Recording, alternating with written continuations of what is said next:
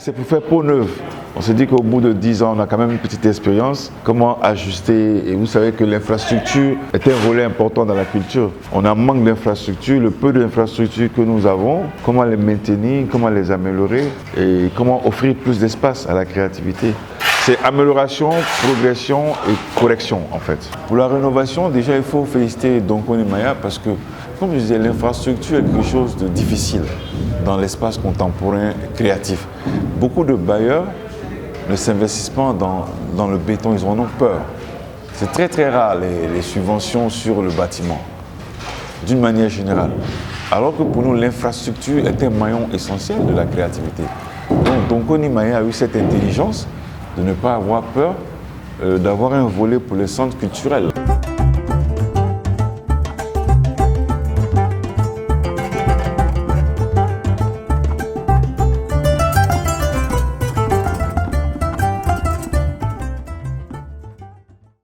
C'est la célébration des 10 ans de la galerie. Donc il y avait un côté rétrospectif, il y a un concept qu'on est en train d'appeler le grenier de la Médina. Le grenier, ça va être un petit rétrospectif sur quelques pans importants des 10 dernières années. Donc voilà, cette exposition des 10 ans, il y aura un petit côté passéiste et puis un côté futuriste. Ouais, comme je l'ai dit aussi, Top 10, l'exposition Top 10 aussi va être soutenue par AWA, qui est le projet de l'Union européenne ACP.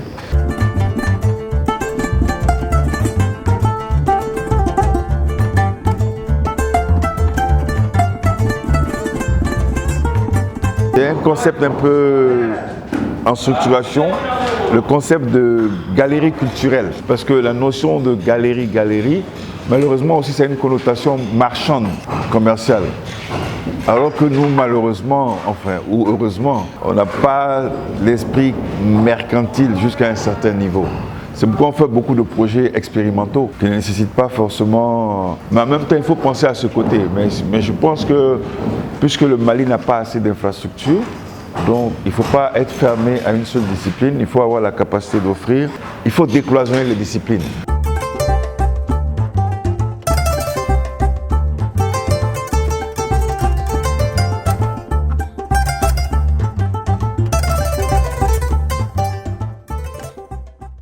C'est un bilan positif, c'est un bilan humble d'abord, parce que l'humilité était la caractéristique fondamentale de la Médina. C'était un sentiment d'accomplissement de certaines choses que la galerie a pu réaliser, avoir contribué à l'histoire contemporaine du Mali.